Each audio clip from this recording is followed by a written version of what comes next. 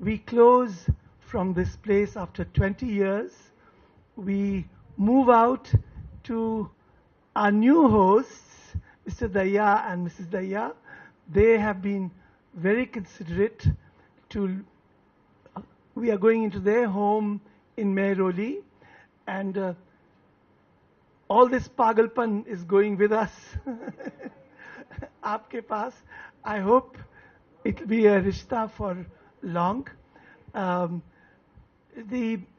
tomorrow is the great celebration with all these people after 20 years of so many cathartic and important learning curves, of which everyone I see here has been a part.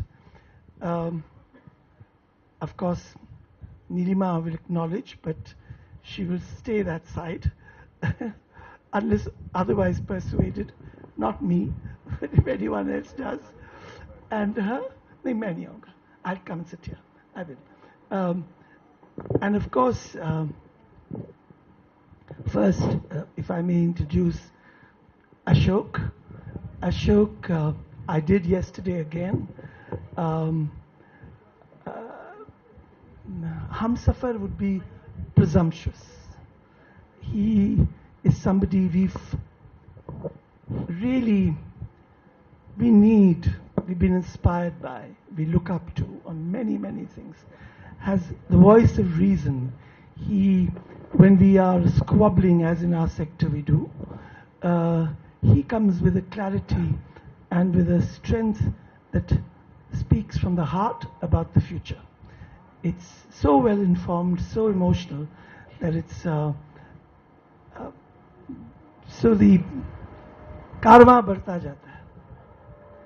So Ashok, you heard yesterday, engaged with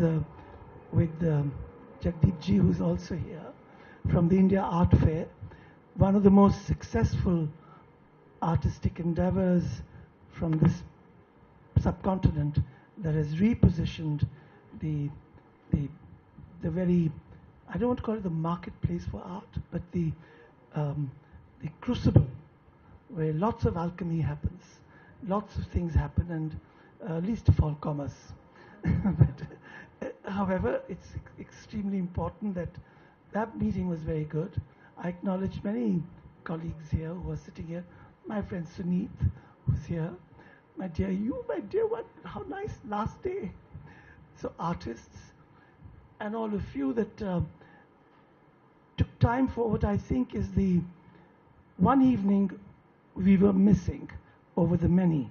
And very quickly, so that I do my job of the Asian Heritage Foundation, it started off on a lighter mood with Shobha Day, it went on with Shabana Azmi and Javed Akhtar, and went to Sunita Narayan and Vivek Debroy and Manish Malhotra and Anand Goenka of Indian Express, and I can't even now remember many, Sonal Man Singh yesterday, and now again the one and only Gulam Sheikh.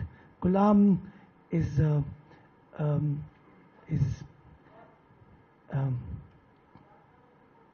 I'm trying to find a metaphor from his painting.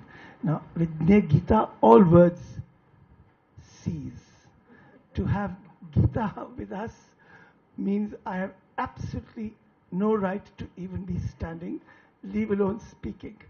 Gita was in school with me. She was senior, very senior, but if I may remind her, she was my first director. I was in KG school, I think, and she directed the play Takya Kalam,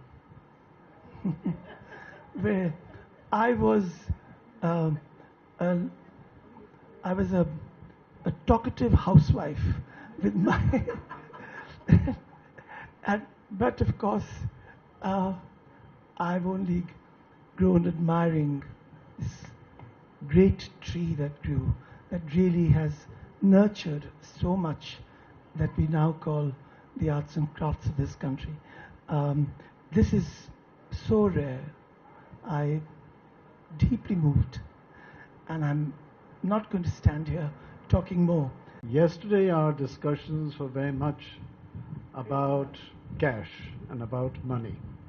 In other words, what are the kind of support systems that that we have or need to innovate and create? And of course, the backdrop to these reflections has been the extraordinary situation that we are now in. We have this space. What does it represent? It's often referred to as a collection, but it's so much more than a collection. It's the manifestation of a process of learning, of exploring, of designing, and of creation, which is unparalleled as far as my knowledge goes. And then we come to a stage where after 5 decades of work, the catalyst for this finds that he has to move, and there are questions about what happens now. And yesterday in our kind of discussions that we were looking at in terms of in our country, where we know that conditions are difficult for so many people, the one challenge that we have come across, those of us who work in the craft sector over the past at least 2 decades, has been a almost tectonic shift in attitudes. And things that we took for granted in our own careers in terms of an enabling environment, at least for discussing the importance of something like craft, has changed. And yesterday we had a little discussion, which I won't repeat here, except to say that about 10-15 years ago, this term sunset was applied to the craft sector in terms at the highest levels of policy making. The implications of which were that, and this is what we were told, that we who were working in the craft sector were actually in a bit of an embarrassment, because the country was now wanting to be a global power, and people like us were a bit like snake charmers and maharajas. We represented a rather embarrassing past. Good enough perhaps for museums, but not central, not core. This came as a shock, because certainly for people like myself who've grown up in free India, we could not imagine an India without its cultural and artistic and craft expressions. A couple months after this extraordinary conversation that we'd had in the halls of power in New Delhi, we were in China, where the World Crafts Council was holding its event, and the worthy who came from Beijing identified 2 directions that the People's Republic of China had identified as essential to its rise as a global power. These were IT and craft. And these were described as China's sunrise industries. This came as a powerful shock and also a bit of a boost for us. But it did represent something very important, and last week when we were together in Ahmedabad at another spectacular event, Gulam mentioned that in his recent explorations, which he and Nilima have had in China, some quite extraordinary things are happening in our neighborhood, which indicate that there is a seriousness elsewhere, perhaps, in terms of documentation, preservation, and sharing of cultural resources. So I thought we might start this evening's exploration by asking you, Gulam, to tell us a little bit about what you were mentioning over in a very crowded room in Ahmedabad last week, about what you are experiencing in this neighborhood in terms of exchange, understanding, and above all, the importance of collecting, preserving, and encouraging enterprises like this one. Right? I see this as a continuum of a discussion which Rajiv had catalyzed about, 3 years ago, when our colleagues from other countries in South Asia came to Delhi to again reflect on this issue of a subcontinent which represents perhaps the world's largest resource of creativity and innovation, and yet seems to be constantly poised in a situation of crisis regarding this resource, rather than in a position of exploring and taking the resource into the future. So what have your experiences in China that you were mentioning last week, what do they suggest in terms of options and alternatives to our society?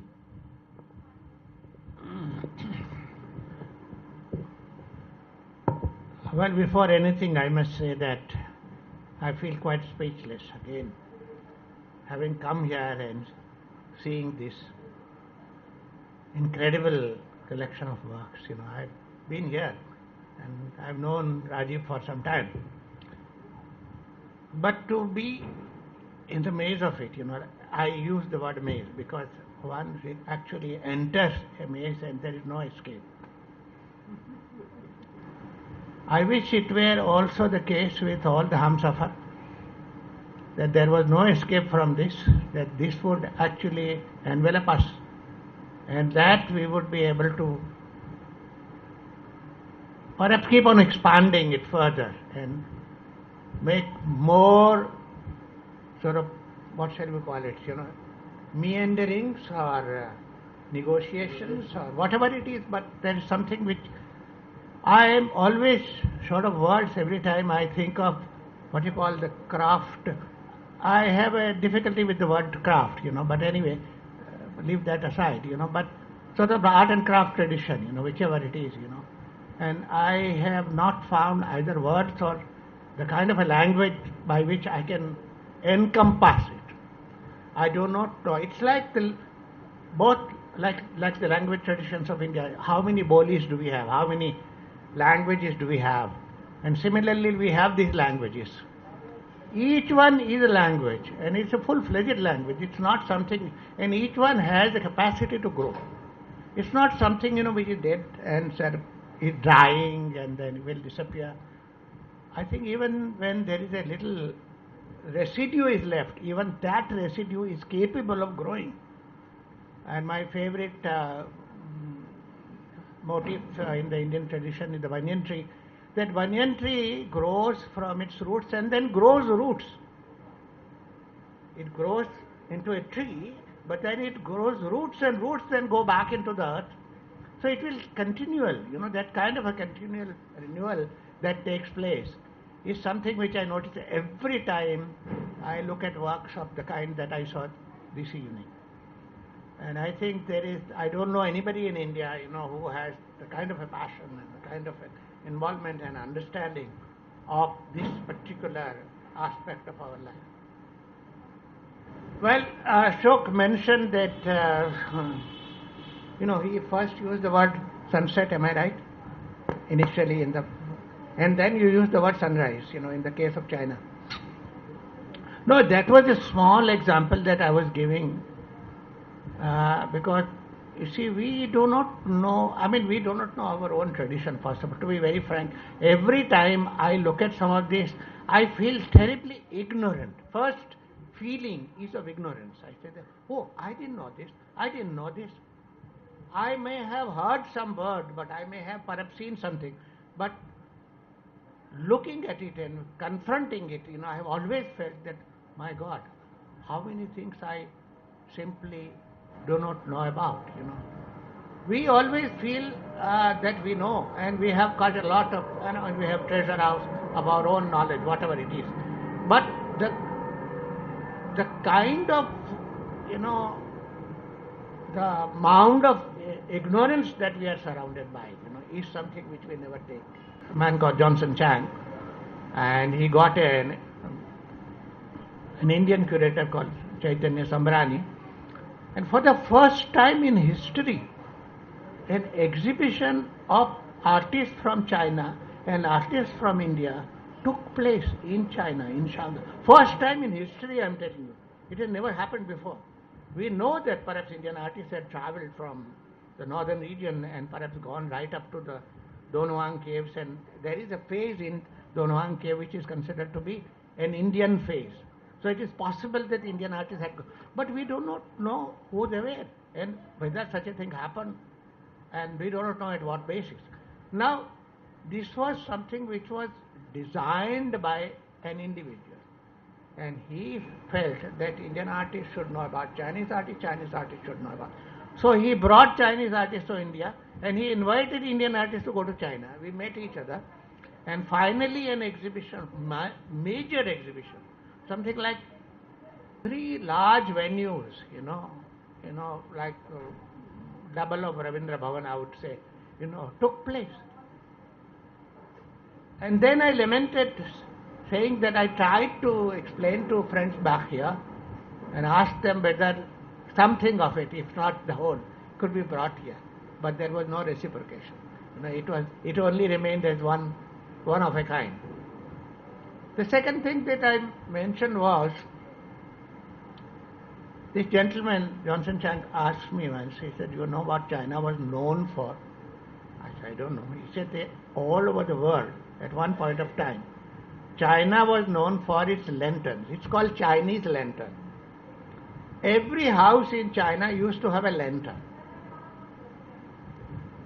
Now what has happened in China with whatever the political intervention that has taken place over the years, that tradition has been completely wiped out. Chinese children do not know about Chinese lantern. So what Johnson Chang, he is also a kind of a madcap. He said he wants to do something. He wants to do something big. And he would say that I want to bring to our children the lantern back. He wants to bring the lantern back. And I think there is a metaphor in it. That he wants to bring back something, a knowledge system, that the whole thing that was there, which disappeared. What I would say that in our country, a lot of things have disappeared right in front of our own eyes. I think it's not been political intervention, but it is the political and cultural and social apathy. We have not looked at what we have. It's like saying that, you do not know your own body. If you were to consider the whole, culture, if you have an image of the, Vishnu appearing in the form of a Vishwarupa, this country is almost like a Vishwarupa. It's almost like world encased. Every corner you go to, every region you go to, you have a kind of a creative spirit which is still alive. And what I find it fascinating about this particular exhibition is that some of my preconceptions were counted. I find that many of the preconceptions that I had, that nothing is left over there. There's nothing there. And I find that not only it is there, but also it is living, and it is even extended further. We have always this big issue about how, when the times change, what do we do? Because we speak 2 different languages, like the language that the people in the village speak and the language that we speak. I'm not speaking of Hindi and English, I'm just speaking about the language per se, that we don't have a communication between each other. With the result that the kind of work that they do, or the kind of, I would use the word language for these paintings as well. So these languages perhaps are dying. And we have been told by a linguistic survey that has taken place of late, that many hundreds of languages are dying in front of us. I am so heartened by the fact that many of these languages, which I call visual languages, which are not only alive, but they show sign of interacting with other languages, including the language that whoever we we speak. And I think there is something fantastic that is happening, even in a small way, but if it is happening, I think it is absolutely incredible. Would you like to take up from somewhere? Just to add a small point of how little this is, and it's the tip of the iceberg. What you're seeing here came from a brief that we could only touch 12 districts in 5 states. This country has 628 districts. So even in the 12 districts we are touching, we are not even looking at more than 20%. So I fully understand when he says the pain, the agony of not knowing. Well, I think a couple things that you mentioned, Gulam, are quite significant. You mentioned that your friend in China has wants to bring the lantern back. In fact, certainly our discussion yesterday and perhaps today is also we're looking for a lantern to light our way forward in this exploration. And one of the things you mentioned, that we have not looked at what we have. I think this is the extraordinary thing of what Rajiv's work actually represents. Because he has not only been able to look at a lot of what we have, perhaps it's the tip of the iceberg, but you have been able to look at a lot of it. But you've also been able to take it forward. And when we say that this is the work of 12 districts, did you say? Yeah. But look at where those 12 districts are. Chhattisgarh, Jharkhand. They're not the kind of districts where one would Orissa, Bihar, the paradox between poverty and culture. Quite. But all of them have manifested this extraordinary capacity to transit into so-called modernity with total confidence. They're creating products and systems and ideas which are absolutely Indian and absolutely contemporary. Therefore, demonstrating what a huge capacity we have for our identity in an era obsessed with terms like cutting edge, which usually means some edge which is being cut in the West, not here. Globalization, which we assume is again something supposedly foreign to us, but if this is not globalized, what is? And liberalization, which is in fact a process, a political, socio-economic and political process, which is destroying instead of liberating. Right? So I think what we have seen here is this opportunity to actually answer back to the 21st century that we have our own, as you say, our language, we have our own creativity, we have our own innovation. But in the context of this particular crisis, if you like, that the Asian Heritage Foundation is now facing in terms of its future, you also mentioned that was it in Hong Kong, there was an extraordinary effort of documentation, of being able to record cultural expressions and to be able to use contemporary technology to do that, and also to be able to share this with others. Could you just give us a word about that? Because I think that may be something profoundly relevant at this time to the Asian Heritage Foundation. Well, this is about AAA, Asian Art Archive. That was also again very interestingly set up by the same man who initiated actually, Mr. Johnson Chan, some years ago. And where they had this dream of bringing Asia together, contemporary arts of Asia. So they are training people, archivists, to go from place to place, sometimes from town to town and sometimes from house to house, to document the work of artists. With the result that they would like to put it all online, so that you would literally put your finger on it and you will have the work of it. Suppose if I want to know that when K.G. Subramanian was painting something in 1960, what was happening in China? Was there a contemporary of K.G. Subramanian? If you ask any art student today, he would not be able to answer that question. This, you put your finger on the computer and you will have the work of perhaps 10 artists, who were working in that time period. So, it is knowledge in a kind of, you are using technology to reach out to knowledge and then also imparting this knowledge so that in the 21st century or whatever you call it, in the new situation, you have art at your fingertips. That's one. Now, if we were to document what you saw it here, you will again need something like that, You will need another Asian Art Archive or what. Even if you don't have Asian Art Archive, what do we have? Can we not have Indian Art Archive? No, where we have continuing traditions or whatever you call them, let's not, dispute about names and nomenclature. But whatever exists, whatever is in front of us and whatever is worthwhile, do we document it? Do we put it together?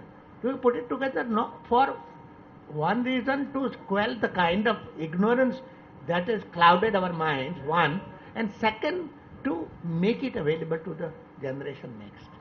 And particularly, in fact, our generation, even the younger people today, how many do, you go to an art school or you go to a school or a college or even an art school for that matter, the understanding and knowledge of what is here is literally minimal. If you find a little more, you feel surprised that yes, there are people who are aware of it. And so I think something of that kind. Now that started with this gentleman putting some money initially.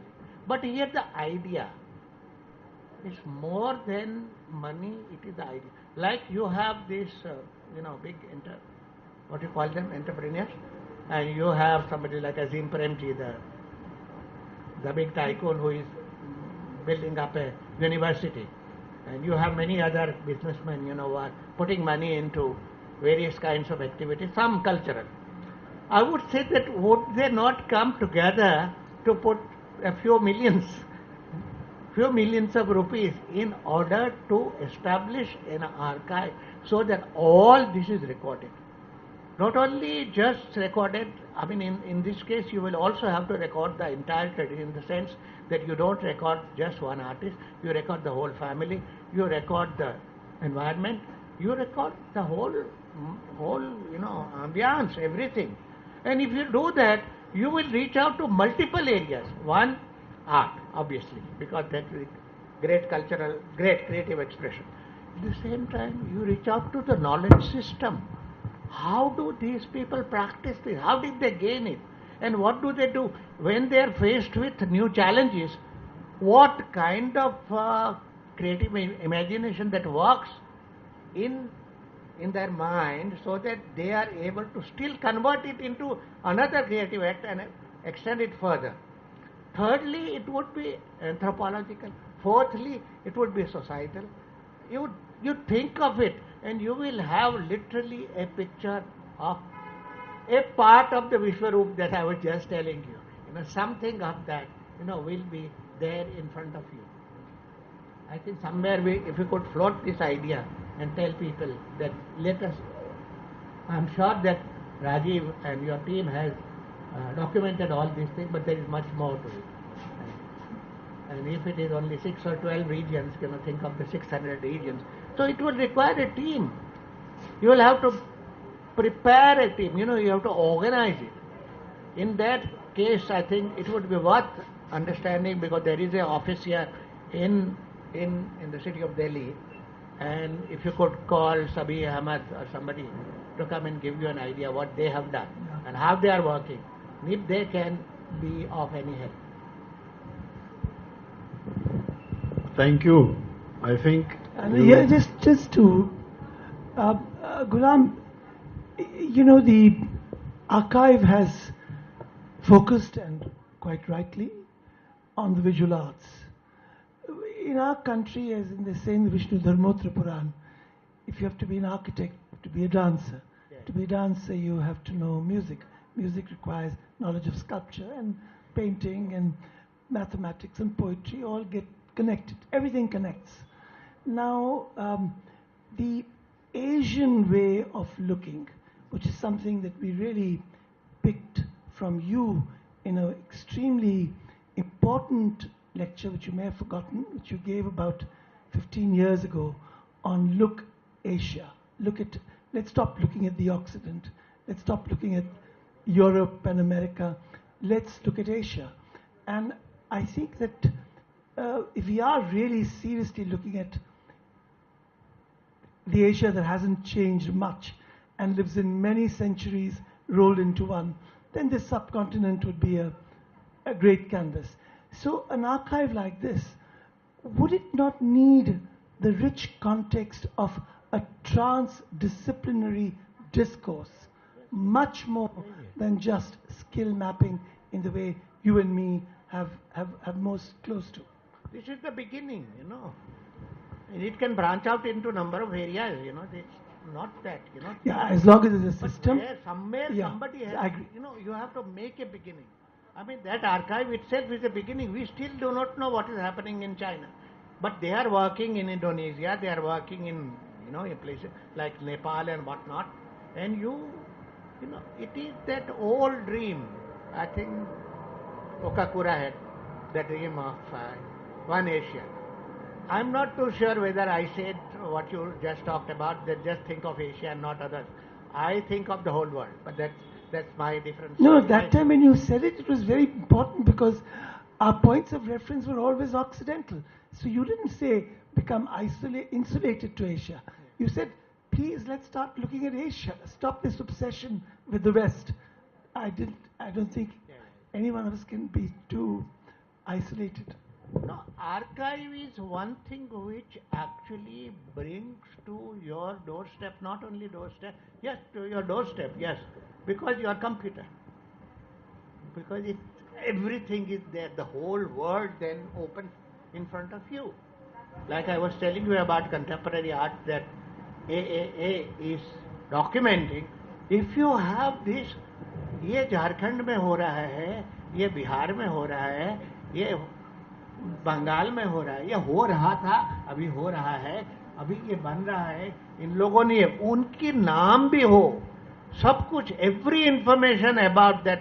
So we are not just looking at the works which are created, but also the people behind it. One of the best things which I have always felt, and do I do some loud thinking? Do I do some loud thinking? Yes, please. That's what this is about. Even despite my hundreds of questions which plague my mind, without, I do not understand what this whole business of entire, what you call Indian or Asian culture is. I don't have an image. No, because it's so much, so many things that I simply cannot. I do not have the language to define it. I do not know whether I want to define it either. But what I have felt about this, one small thing that I want to speak about this, and if there is a difference between contemporary art and its other contemporary here. One of the basic issues which I have always felt is that there is always a sense of play. A sense of play. A sense of play which takes you in the region of, how many regions? There are hundreds of regions that play could take you. Even painting itself is almost an act of play. You know, you actually devise, sorry, okay. You actually devise ways of making things which can survive on their own. Let me tell you. Suppose if you take an example of a toy. Since I have used the word play, I am also coming to play, to the idea what it generates. A toy is made for breaking. Am I clear about that? A toy is not made for permanence. A toy is made for playing, and so for playing it has to break. So it breaks in the sense that another toy can be made. So you will have a continuity which would not only provide you continual play, continual toys, different toys, again and again, you will be also creating a kind of a situation for the toy maker. The toy maker is able to live with it. So there is something about its self-survival. That's something which comes from within, and that it finds its own way. But anyway, we are faced with multiple issues and multiple problems. We have also the kind of an idea of a museum. I am just placing it opposite. That we are preserving, we are conserving. But we are conserving the objects. So we have between the two maxims.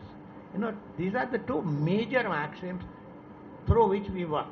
In all these things that I saw today, everything, it looked as though it is part of a kind of you call it a creative play or whatever name by which you want to define it, but it is something which is made in a way, in a kind of a act of play. What I would say that it is with a light hand. It's with not a heavy hand. It's something that you take away from your hand, where it weighs it down and you make it lighter, and it then begins to soar. I have always been struggling between the two. We have never found a way, which way to go. But whenever I look at them, I find that there is something absolutely fantastic, which I have not been able to put in practice in my own personal way. Anyway, but this was just one thought that if you want. Thank you, Gulam. You've used two expressions which I think are really quite critical. One is this sense of joy and of play, and the other is the knowledge system that is behind these apparent playful acts. And yesterday, a rather audacious idea came up in our discussion. And also on a very delicate note, the spontaneity, the lightness. Yes. How it's almost coming from somewhere else. Quite right. I think Gurudev had a wonderful observation about that years and years ago, but about a century ago, where he talked about how toys were in fact the essence for understanding the creative arts. But I'm just wondering if yesterday a rather audacious idea came up in the context of what we see around here, that these objects represent these knowledge systems that you've talked about. They're not just objects, there's a whole ecosystem behind every single one of them, and it's important to understand that. And that when we're talking about such systems, we're also talking about a confluence of many disciplines, many streams of knowledge. And therefore it seemed that perhaps the Asian Heritage Foundation has in fact been acting as an Asian Heritage University, a university in the true sense of that term, as a space for learning without hierarchies, where people come together to explore together, to create together, to learn together, and to share their knowledge with other people, which has also happened here, because so many young people have come, participated in projects, participated in explorations, and then gone on to do their own creative thing. And that process itself has not been documented. So one of the dreams that Rajiv has been sharing for many years has been that this resource should in some way be a legacy for other generations. And as we now think about where a collection of objects should go, I think we might also reflect on what systems can be created, encouraged, that would enable these objects to be a catalyst for a very major system of learning which needs to come back. That would use these documentation and archival skills, but would also require the stamina to experiment with a system of learning that we probably had in this country years ago, but which we have lost. Now, you've also mentioned that sometimes we are trapped with language. What is craft, what is art, what is design, and that hopefully will not be a trap that someone like Rajiv has ever fallen into. Because basically I think you've discarded these terms, you've gone ahead and you've done it. No better demonstration of that than the new terminal in Bombay, right? What is it? Is it art? Is it craft? Is it design? It's everything. It's everything that has come together, entirely contemporary, entirely Indian. So I think one might also perhaps think of the fact that in the colonial period, post-colonial period, we may have been trapped in a language using words in English which perhaps don't really apply to the mind that has created all of this. But hopefully we can get beyond that.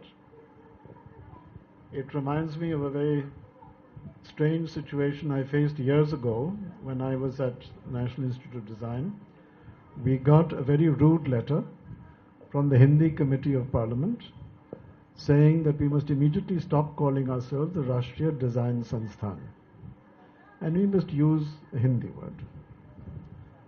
There had been some exploration of this on our campus and we hadn't found one, but we spent about 3 months trying to find one and nobody could decide. But eventually, through a very fine authority, we were told that what you are doing is kala. And it's interdisciplinary, it's kala. So we printed our letterhead, Rashtriya Kala Sansthan, and we printed sample visiting cards and everything, and we sent it off to the Hindi Committee of Parliament, and we got an even ruder letter. But not from the Hindi Committee of Parliament, from the Lalit Kala Academy. To say this matter has been referred to us, we don't know what you are doing there in that corner of Ahmedabad, but Kala you are not, and you will stop using this word immediately. Kala is fine art. A few weeks after this, where we were wondering whether we were going to get rockets from some other ministry, I happened to be in Mahabalipuram with Ganapati Stapati, the great sculptor there. A film had been made called The Stapati Speaks, which was such a wonderful exploration of what colour really should mean. And I mentioned this dilemma to him. And he came out with a wonderful way of dispensing with language. He said, what do you actually do at NID? So he explained. And he said, look, I am called a sculptor, but I am a town planner. My ancestors planned Madurai. I am a sculptor. I am a maker of images, as you see, but I am also a maker of utensils for the temple and for the kitchen. I am a musician. I am a mathematician. And all of this is Kala. But he said, you go back to your campus and you tell your teachers and your students that Kala is anything which lifts the quality of life and is of such a quality that you would be willing to take it to the temple as an offering to God. It doesn't matter what it is. It's what the quality, and that quality should be something which is shared to lift the quality of life. If you are doing that, don't worry about these ministries, but go back and ask your teachers and students, is that what we're actually delivering? that we would be willing to take it and offer it to God. He said, forget all this language. You're doing color. Use it, forget it. We are still the Rashtriya Design Sanstha. Now, what I meant, let me make a little clarification why I am perturbed by these terms. Because there seems to be some kind of a hierarchy involved. It's almost like a caste system, that you have something higher and this is something lower. And so that is where the problem lies. And we have not yet resolved it. We are still in the middle of it. Well, I don't know how much time we have. Maybe just to add, on a personal note, when I was studying in France and started to work with a designer called Pierre Cardin, he asked me to come back and look out for bringing something. We had just acquired the Espace Pierre Cardin, and it was going to be a place for new expression. So he sent me back to India. It was 1970 to go look for a festival of India before the festivals became known. So I came and I traveled around the country, and that's where I was with Kamla Devi ji and with some areas with people. But in one village, I remember in Rathi, Ganga Devi, I went to meet to talk to her. The Aditi route that you saw. So I noticed that Ganga Devi would keep her Ramayana in front of her paper, because she had started to do things on paper. And each time she would consecrate that space, she would move the Ramayana and paint, move the Ramayana and paint, but the Ramayana moved before her. Suddenly the ink from her little coconut shell turned and it fell. And so I noticed now what's going to happen, because so she walked for a second and she converted that into a cave and accepted that that was coming too. So improvisation and what she was showing me became an idea of what is contemporary. The quality of life that comes across, which may be 5,000 years old, but is so deeply felt, so inspired, so improvisational, so completely in control, that she takes great joy in doing what she's doing. I thought I finally put to rest my journey, which began with NID, and I went and before your time, Ashok, there was a lean movement. There was only the Look magazine and everything that we would do as a derivative, as this is design. And somehow all this was amounting to, 2 plus 2 was not even 4. It was always less.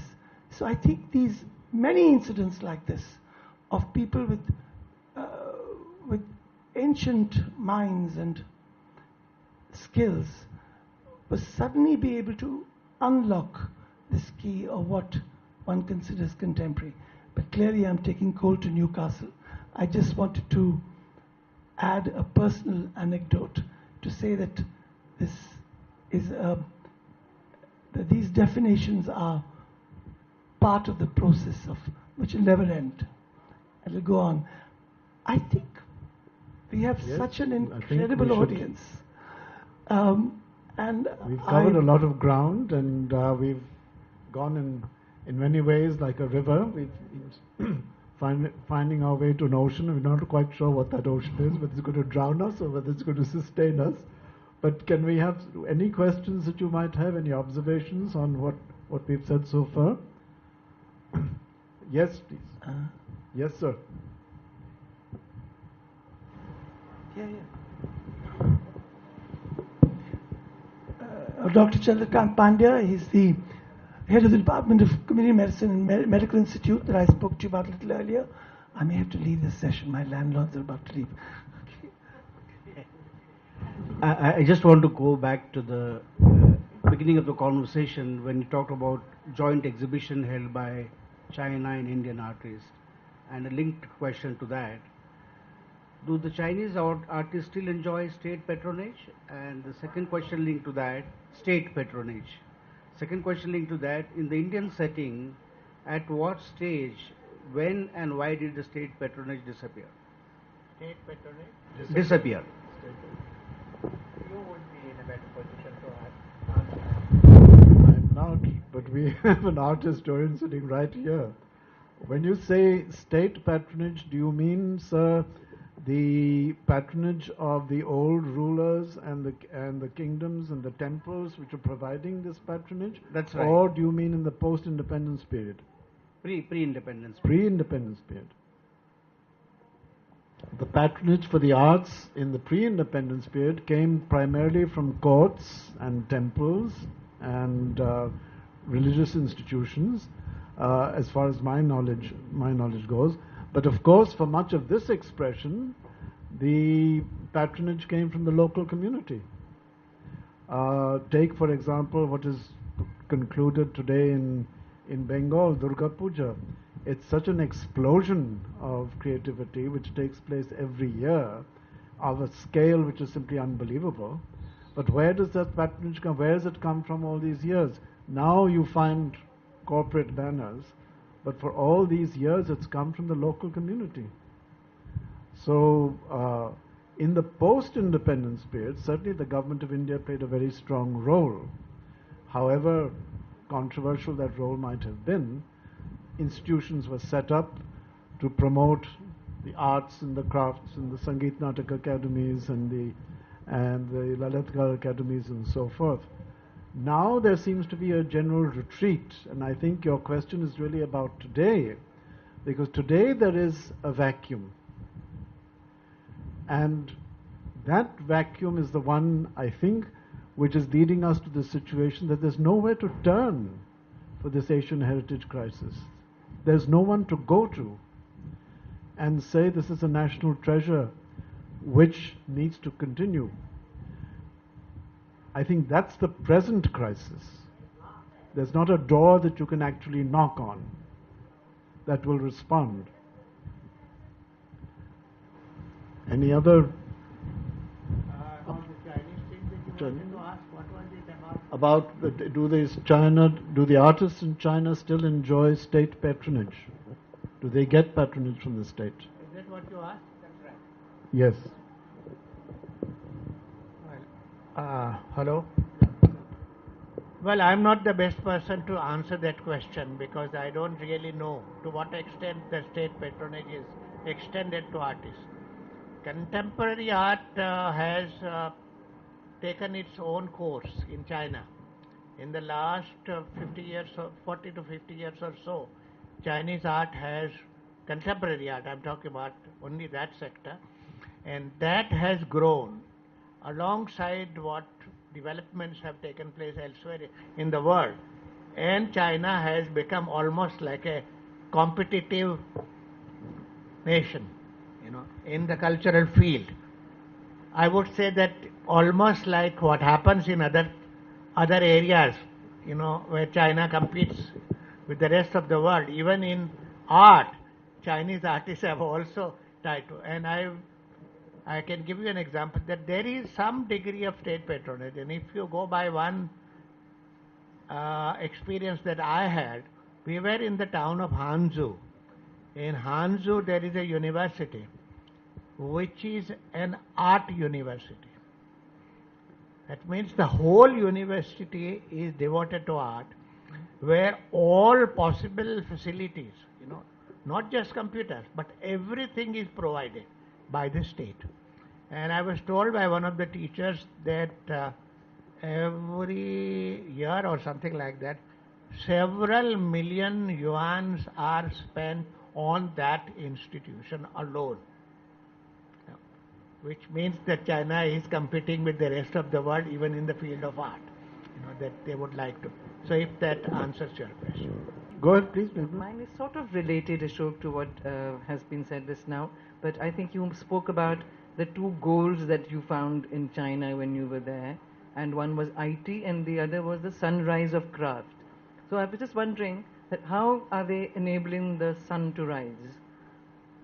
This was very interesting because the gentleman we spoke to said the only country we have to fear is India, but actually we don't have to fear you at all because you have no idea what you have got and you don't care. All right? So they'd already done some homework to understand that we regarded it as sunset. What they said was that during the Cultural Revolution, the artisans were targeted and looms were destroyed, tools were destroyed, and artisans were sent out to do work in the fields because crafts was considered bourgeoisie, partly because the emperor and that whole crowd and landlords had patronized the crafts.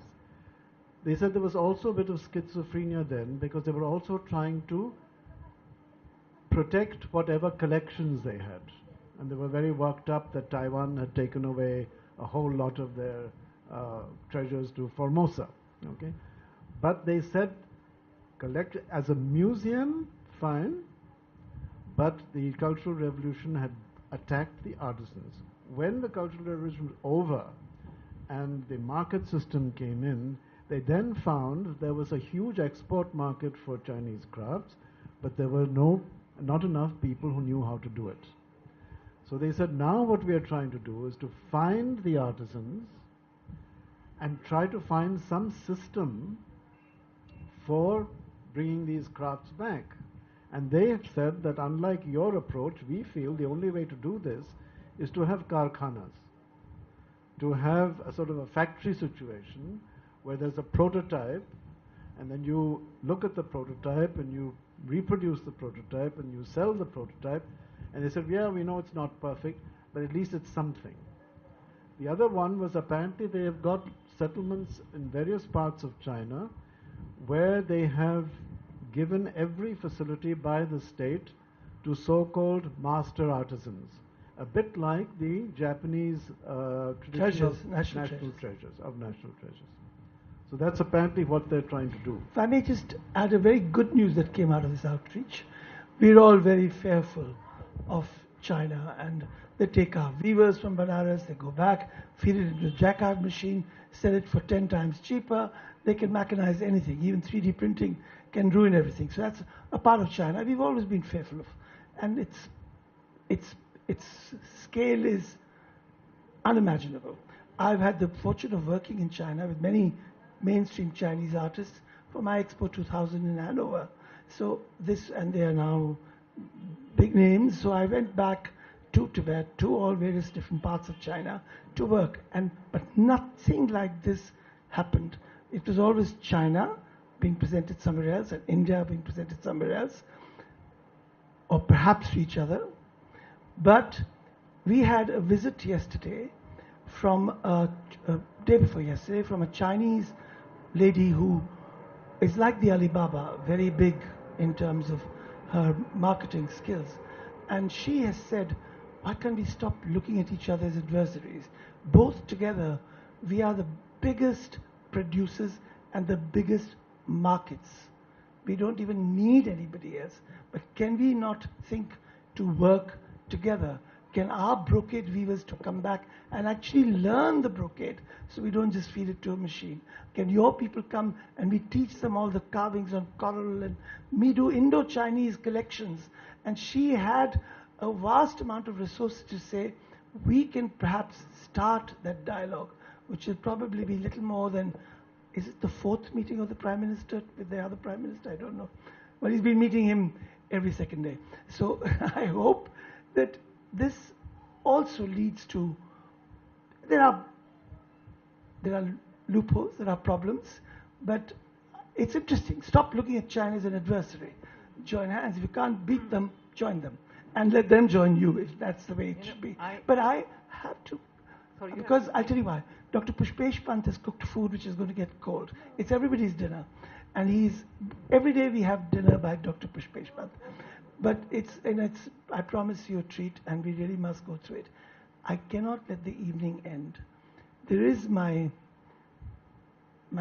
dearest friend Nilima, who has told me not to force her, but to talk. So I will not, in deference to her always. But there is also my extremely dear and reverend friend Geeta, who I know I can force, because the age, she after all directed me, now I can do a little bit back.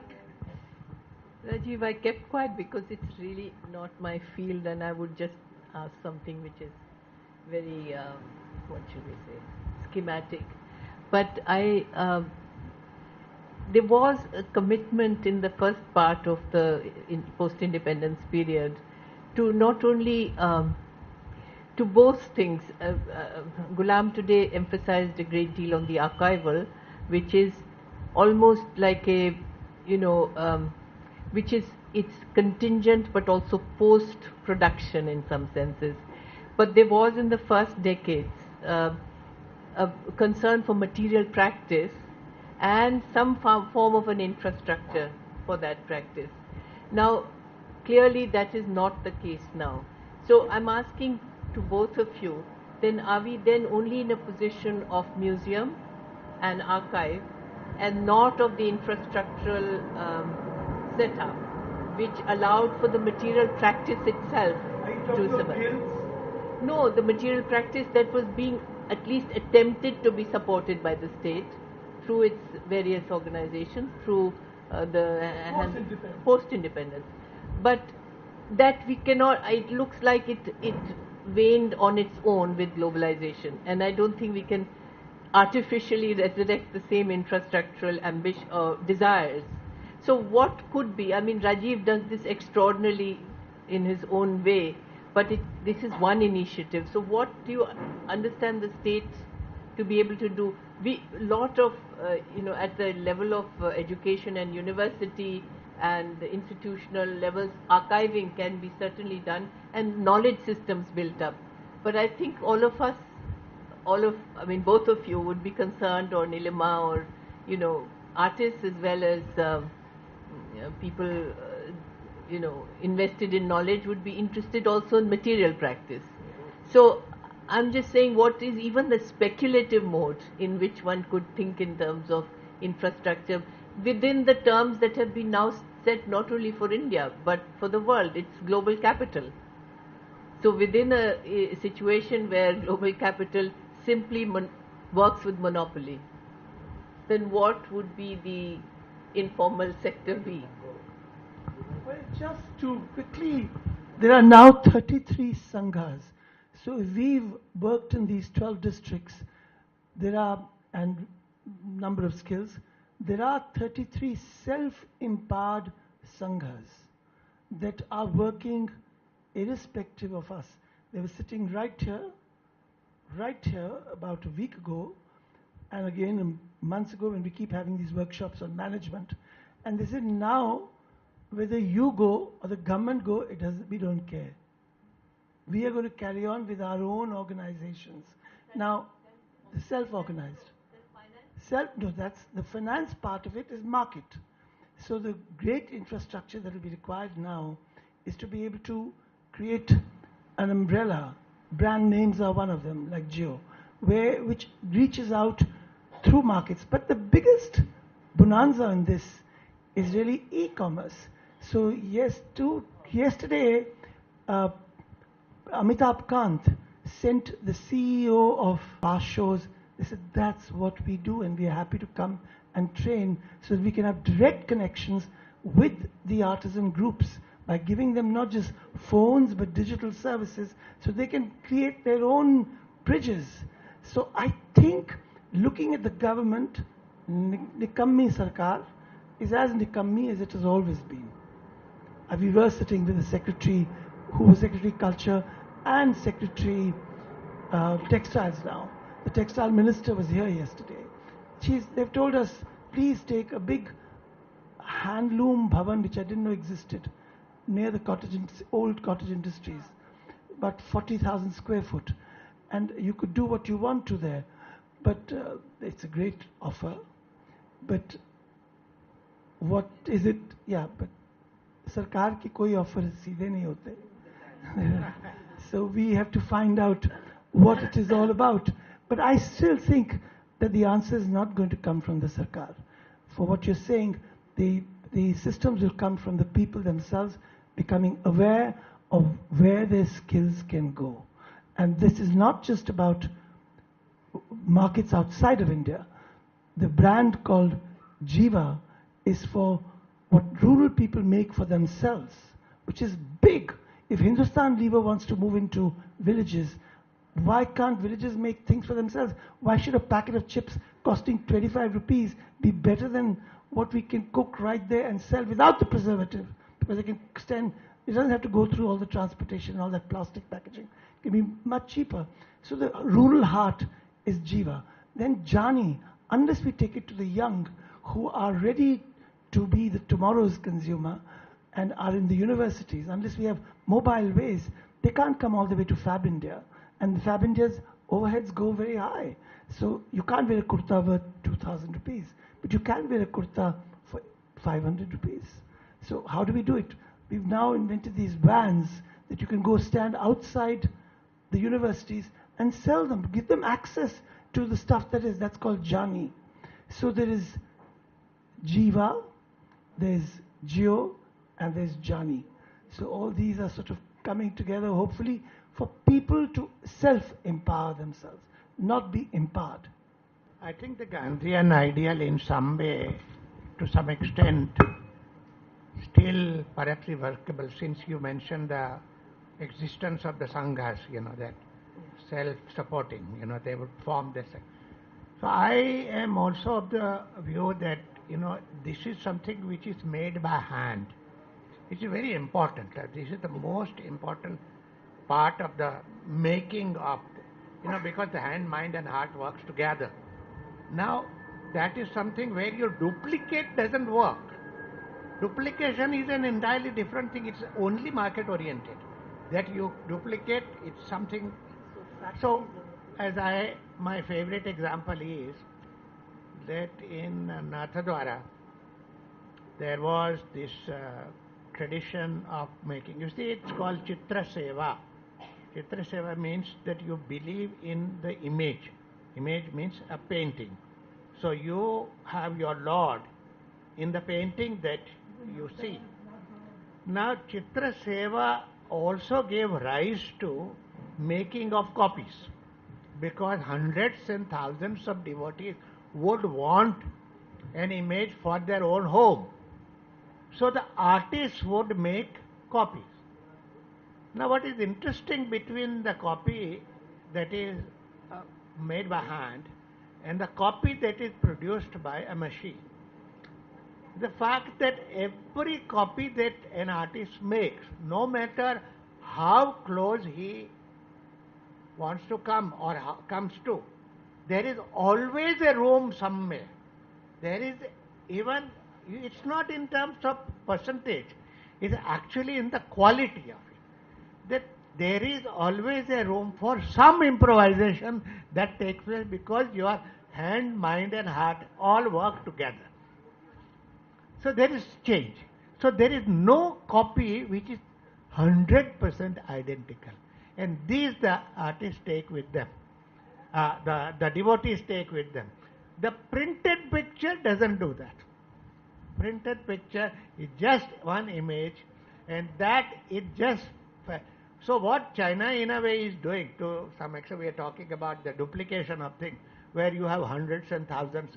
So that is an entirely different phenomenon. Here I would say it is, hand is still working, like Gandhi's hand was working on the charkha. So we apparently have another expression of hand skill which is waiting for us behind. But thank you very much.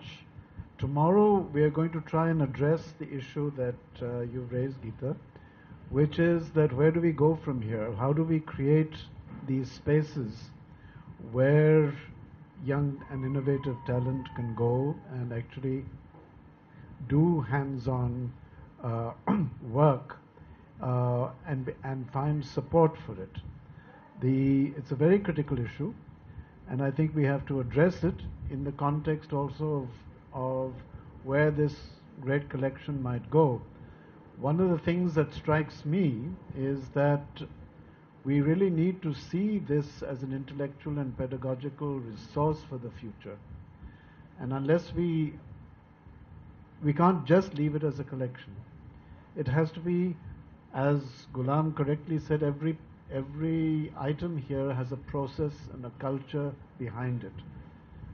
For that to be understood, we need to have perhaps a kind of university attitude towards this.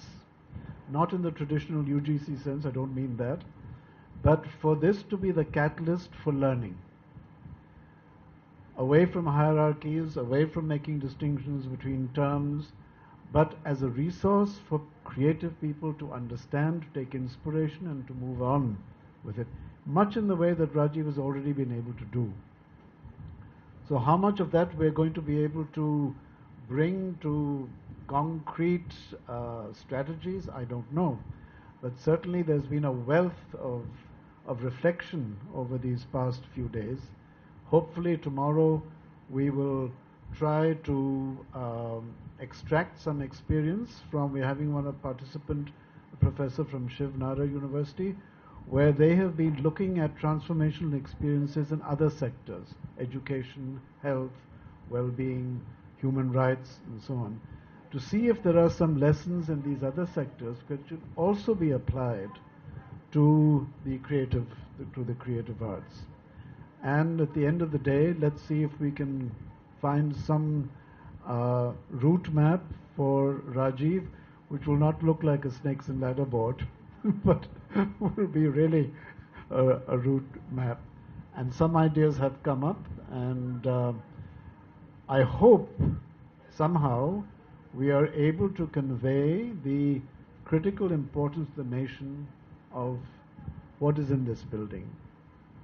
Because unless that gets you in the guts, it'll be rather seen as an inventory. And we know what has happened to the inventory. I mean, even for Rajiv himself, one of his great collections, the Golden Eye, was eaten by termites in a Noida go-down. And what was not eaten by termites, I was told yesterday, was destroyed by fire. Right? So we seem to have a unbelievable capacity for destroying what we should be protecting. But on that rather sad note, let's also notice that a huge amount of creative talent has gone out of here, not only from here but from many, many places. The number of young people who are doing great things in this country at the moment, despite all the problems, is something staggering. So hopefully we can take some heart from that and find a new language. Thank you. Thank you very much. And now we move on to the culinary experience.